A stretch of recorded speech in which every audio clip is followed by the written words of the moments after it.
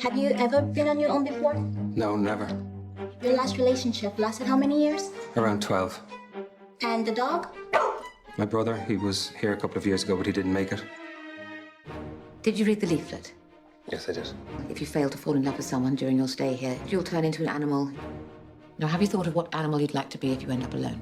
Yes, a lobster. A lobster is an excellent choice. Set in the near future, presumably in Ireland, the film begins with a woman driving along a rural road. She eventually stops at a field where two small donkeys are grazing.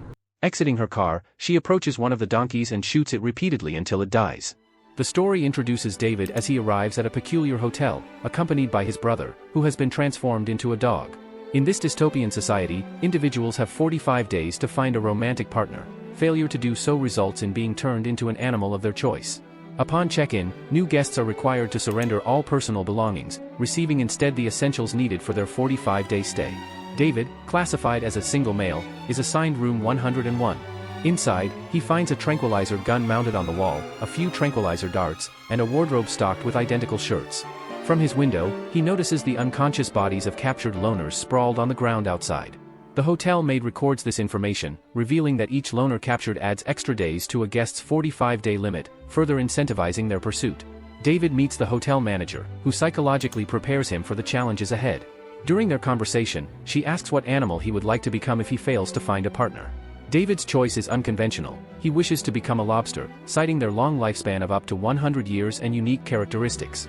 As the meeting concludes, the manager handcuffs one of David's hands, symbolizing the ease and balance that comes with pairing, whether in objects or relationships. The next morning, David wakes up to a reminder of his time constraints. Room 101. 44 days left. Breakfast is served. During breakfast, he notices three distinct women: the heartless woman, known for her lack of emotions, the biscuit woman, always carrying a small pack of biscuits, and the nosebleed woman. He also catches glimpses of couples in the designated area, though he knows he will never interact with them during his stay at the hotel. David soon befriends two men, Robert, who speaks with a lisp, and John, who has a limp. Later, during an assembly, John is called to share his story. He recounts how his father left his mother for another woman, leading to his mother being transformed into a wolf and sent to live in a zoo. As a child, John would visit her enclosure regularly. One day, he climbed in to give her a hug, but the other wolves attacked him, leaving him permanently injured. However, two wolves remained still during the attack, and John believes one of them was his mother. During their stay, the singles are required to attend dances designed to encourage them to meet, form connections, and fall in love. Success means becoming a couple and avoiding transformation into an animal. Additionally, guests can earn extra time by participating in hunts, where they venture into the woods armed with tranquilizer guns to capture loners, who live in defiance of the system. On the bus ride to one of these hunts, David sits next to the biscuit woman. She propositions him romantically, then reveals her despair by mentioning that if she fails to find a partner, she might jump out of her room window rather than face being turned into an animal. Once in the woods, the singles spread out, pursuing loners while the hunted evade capture. For every loner caught, the hunter earns an extra day at the hotel, extending their time to find a partner. The heartless woman, known for her cold and emotionless demeanor, is considered the most skilled hunter. At the end of the hunt, the maid records the results. The heartless woman successfully captures 4 loners, earning 4 additional days. In contrast, David returns empty-handed, leaving his time limit unchanged. After each hunt, the maid restocks the tranquilizer darts used by the guests. At the hotel, strict rules prohibit masturbation, but single men are allowed controlled sexual stimulation, without climax, administered by the maid. This procedure is intended to prepare them psychologically for pursuing a romantic partner. When the hotel manager discovers that Robert has been secretly masturbating, she imposes a harsh punishment by forcing him to burn his fingers in a toaster. Meanwhile, John devises a plan to win over the nosebleed woman. To establish a connection, he deliberately injures himself by banging his nose against the pool's edge, creating a fake nosebleed. During their conversation, the woman notices the shared trait and feels an immediate bond with him. Their connection allows them to claim survival as a couple. As a result, they fall in love and are moved to a larger room designed for 2. This is followed by a 2-week stay on a yacht, after which they are permitted to return to the city as an official couple. In cases of conflict or arguments, the hotel policy assigns couples a child, believing it will help resolve their differences. Tragically, the nosebleed woman's best friend reaches her final day without finding a partner. In keeping with her choice, she is transformed into a horse. In the following scene, the biscuit woman jumps out of her window, landing on the ground in a bloody, agonizing state, screaming in pain. Nearby, the heartless woman watches the horrific event unfold, completely unfazed. David approaches her, makes brash remarks about the Biscuit Woman's tragic state, and leaves without offering any assistance to the dying woman. Later, David and the Heartless Woman share time in a jacuzzi. During their interaction, she pretends to choke on an olive from her martini as a test. When David shows no concern or attempts to help her, she concludes they are well matched. As a result, the two are moved into a larger room intended for couples, but David must continue pretending to be as emotionless and detached as she is. One day, they encounter John and the Nosebleed Woman, who are accompanied by a little girl named Elizabeth, assigned to them as their daughter. During the meeting, John tells Elizabeth to give David a kiss, but David cruelly kicks her in the shin, causing her to limp, just like her father. One morning, the Heartless Woman coldly informs David that she killed his brother, the dog, by mercilessly kicking him, even as he whimpered in pain. The bloodstains on her leg confirm her brutal act. David pretends to remain indifferent, but when he finds his brother's lifeless body in the bathroom, he breaks down and begins crying. The Heartless Woman, enraged by his deception, slaps him and insists on taking him to the hotel manager to face punishment for lying about his emotions. However, David manages to escape before being reported. While pursuing him, the Heartless Woman encounters the maid and directs her to help in the chase. Instead, the maid sides with David, assisting him in tranquilizing the Heartless Woman. Together, they carry her to the transformation room. David is left confused by the maid's unexpected support. She explains that he must tranquilize her as well to avoid suspicion for her betrayal. After complying with her request, David drags the unconscious Heartless Woman into the transformation room, where she is prepared to be turned into an unspecified animal. Following the incident, David escapes from the hotel and retreats into the woods, seeking a fresh start. The next day, he is discovered by a group of loners, a rebellious faction opposing the societal norms of the establishment. They bring him before their leader, who welcomes him but firmly explains their rules. Any form of romantic interaction is strictly forbidden and punishable. This restriction extends even to their dance nights, where each loner must dance alone. While adjusting to this new way of life, David notices a man with bandages covering his mouth. As the man hands him a music player, David learns the grim reason for his condition. The man had received the red kiss punishment, a brutal penalty in which his lips were cut off. Another woman had suffered the same fate, and as part of their punishment, they were forced to kiss each other.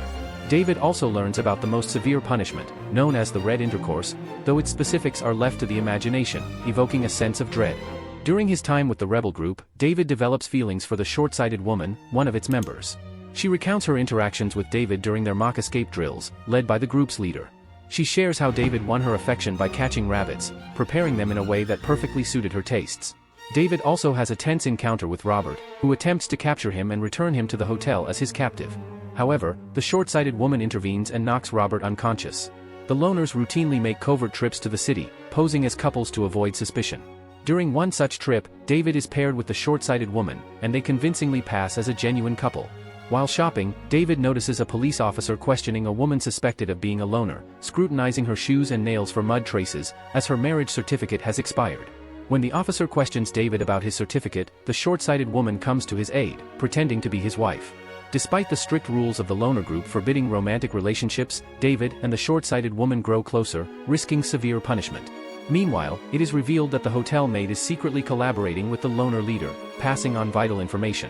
She provides the leader with a gun and the keys to double rooms where couples reside, expressing her desire to join the loners. Frustrated by the hotel's oppressive rules, she longs for the freedom the loner group represents. One night, the loners launch an attack on the hotel. While the loner leader organizes the ambush, David suggests heading for the yacht instead. As the rest of the loners infiltrate the hotel, David boards a yacht where John and his new family are present. David attempts to break up John's relationship by exposing his lies about having nosebleeds and arguing that he and his partner are incompatible.